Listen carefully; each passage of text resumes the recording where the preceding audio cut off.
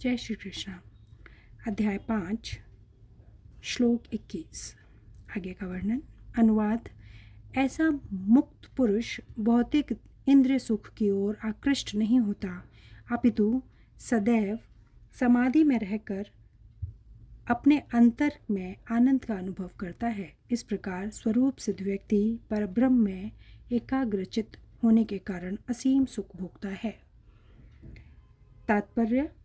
कृष्ण भावनामृत के महान भक्त श्री यमुनाचार्य ने कहा है, जब से मैं कृष्ण की दिव्य प्रेमा भक्ति में लगकर उनमें नित्य नवीन आनंद का अनुभव करने लगा हूँ, तब से जब भी काम सुख के बारे में सोचता हूँ तो इस विचार पर ही थूकता हूँ और मेरे होंठ अरुचि से सिमट जाते हैं।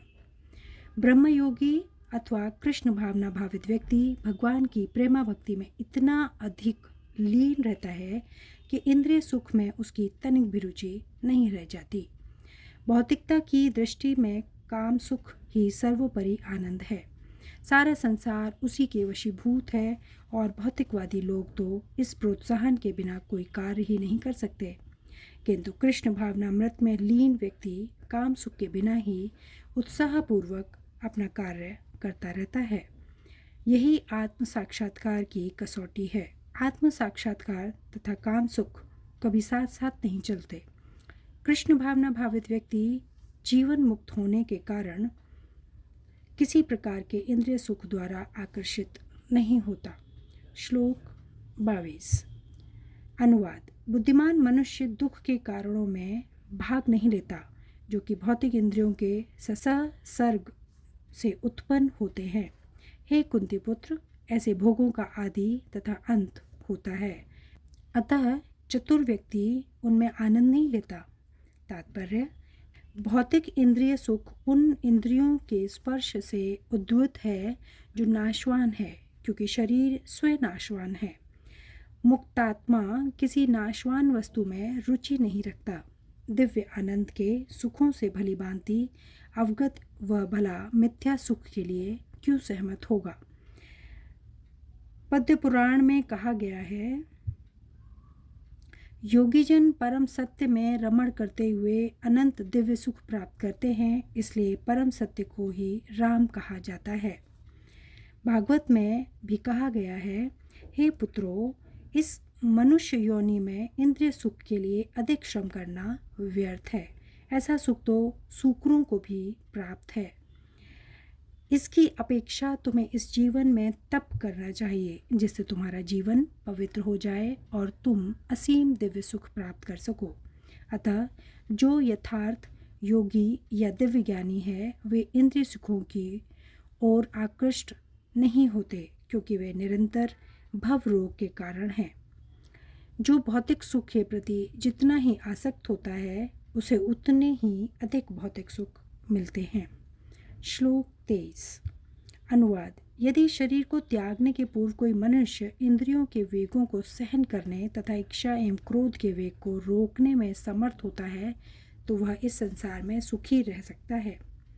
तात्पर्य। यदि कोई आत्म साक्षात्कार के पथ पर अग्रसर होना चाहता है, तो उसे भौतिक इंद्रियों के वेग को रोकने का प्रयत्न करना चाहिए।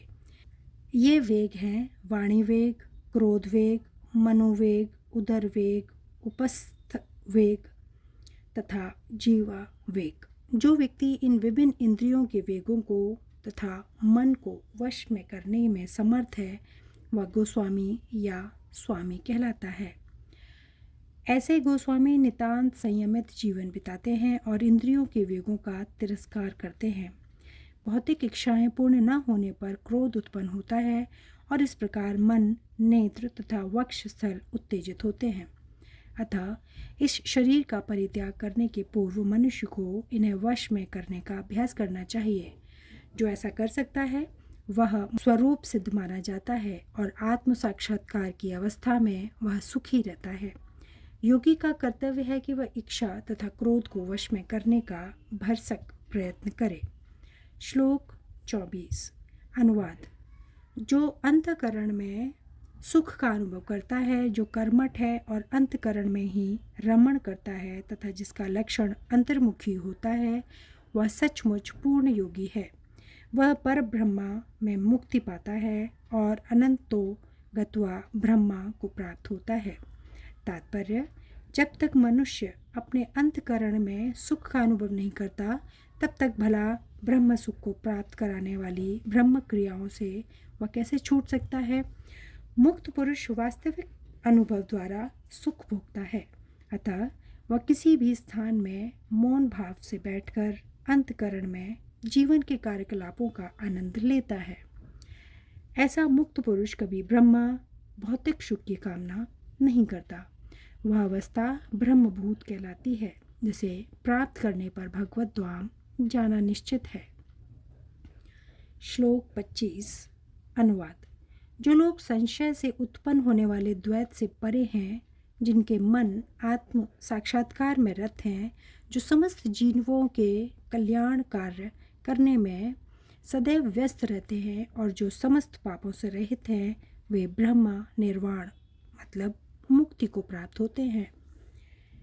तात्पर्य, केवल वही व्यक्ति सभी जीवों के कल्याण कार्य में रत रहकर कहा जाएगा जो पूर्णतः कृष्ण भावना भावित है। जब व्यक्ति को यह वास्तविक ज्ञान हो जाता है कि कृष्ण ही सभी वस्तुओं के उद्यम हैं, तब वह जो भी कर्म करता है सबों के हित को ध्यान में रखकर करता है। परम भोक्ता, परम नियंता तथा परम सखा कृष्ण को भूल जाना मानवता के क्लेशों का कारण है। अतः समग्र मानवता के लिए कार्य करना सबसे बड़ा कल्याण कार्य है। कोई भी मनुष्य ऐसे श्रेष्ठ कार्यों में तब तक नहीं लग पाता जब तक वह स्वयं मुक्त न हो।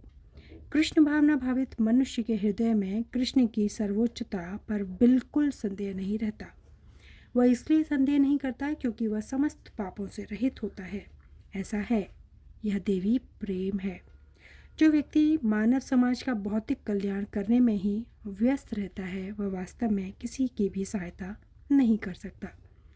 शरीर तथा मन की क्षणिक खुशी संतोषजनक नहीं होती। जीवन संघर्ष में कठिनाइयों का वास्तविक कारण मनुष्य द्वारा परमेश्वर से अपने संबंध की विस्मृति में ढूंढा जा सकता है।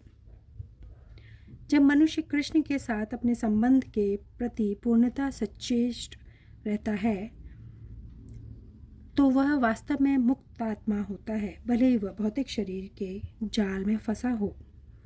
श्लोक 26 से आगे का वर्णन अगले वीडियो में। धन्यवाद। जय श्री कृष्ण।